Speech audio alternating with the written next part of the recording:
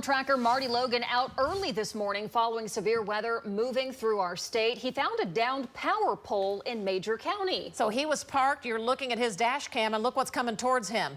Yep, a semi driver who doesn't realize what's going on. Marty puts it in reverse, backing up his car, and the semi goes ahead and, yep, rolls right over the power pole. This is a great example of what not to do if you see a down power pole or power lines on the road, because you just never know about the energy that's coming through them. Everything turned out a-okay in this one, but I think Marty didn't lose his religion, Lacey said. He was live on the air.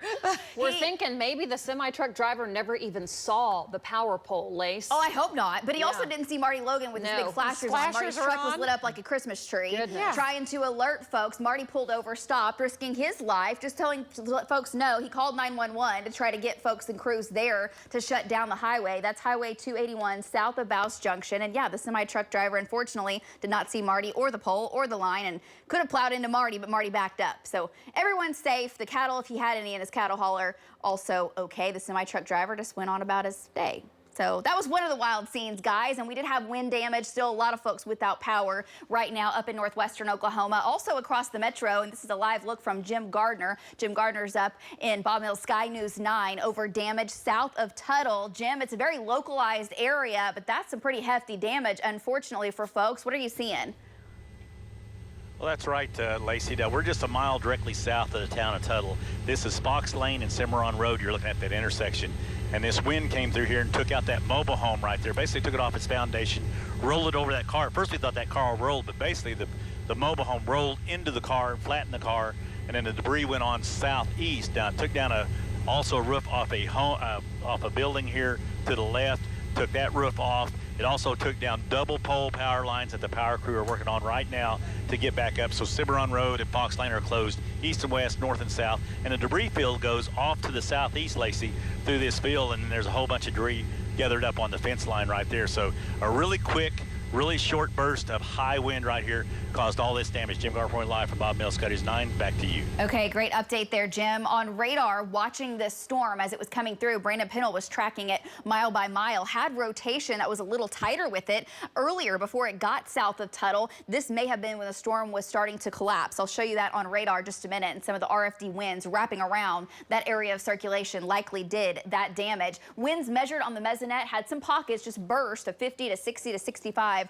mile-per-hour winds. Still dealing with thousands of customers without power, but these numbers are going down. 3,500 customers without power in Woodward County, where Marty Logan came across about 16 power poles in one location that were down. So crews are working tirelessly. It was heavy rain. 1 to 2 to 2.5 inches of rain fell just this morning. You look off to the east, there were areas that got 2 to 4 to 4.5 inches of rain. You add that up over the last several days. North Edmond, there are areas that have had over 4 inches, 3 to 4 inches across the north, 4 to 5 inches of rain into eastern Oklahoma. Unfortunately, folks in the southwest, you missed out again, and you're going to be much hotter today as a result. Look back on radar. That's the thunderstorm that came through. That is also the same storm that produced the wind damage that Marty Logan was on in the northwest. It was a potent storm, and it was spinning for a long time, but these were straight line winds by all indication on radar. That's Jim Gardner's live location. This was about 4 in the morning as those winds were bursting out, rushing away from the leading edge of the storm and then rushing towards the radar. That was the green that you saw.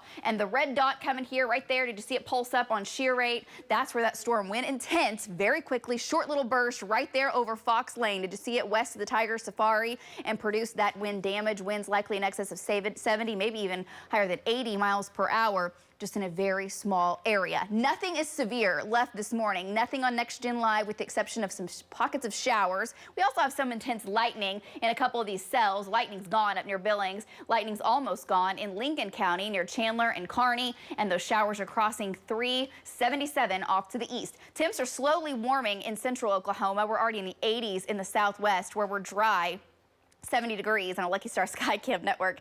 We'll find our Integris cam. Winds are now coming back around out of the southeast. It's going to be a warming wind. We'll be in the 80s to the north, still below average, 91 OKC, and just cooking in the southwest, upper 90s, close to the triple digits later today with full sun. Clouds work their way back in this evening. We'll try to get a few more storms out west and northwest this evening and tonight. Those storms, low risk of severe weather, but it's not zero. We'll continue to see that kind of push off to the east through mid-morning. morning, and then it's out of here, and we do start to see the extreme heat come back into play. We're talking a 20 to a 40% chance in the far west this evening, 40% chance in the metro tonight, chance about 40% up to the north as well. It's not locked in, but any one of the storms that develop tonight, once again, could produce up to quarter-size hail and 60 to 65 mile-an-hour winds. I don't think it'll be widespread, though. Very isolated areas once again. We'll be tracking it. 94 degrees coming up for tomorrow. Very weak cold front. First day of school is Thursday, and we're talking storm chances off and on into the weekend.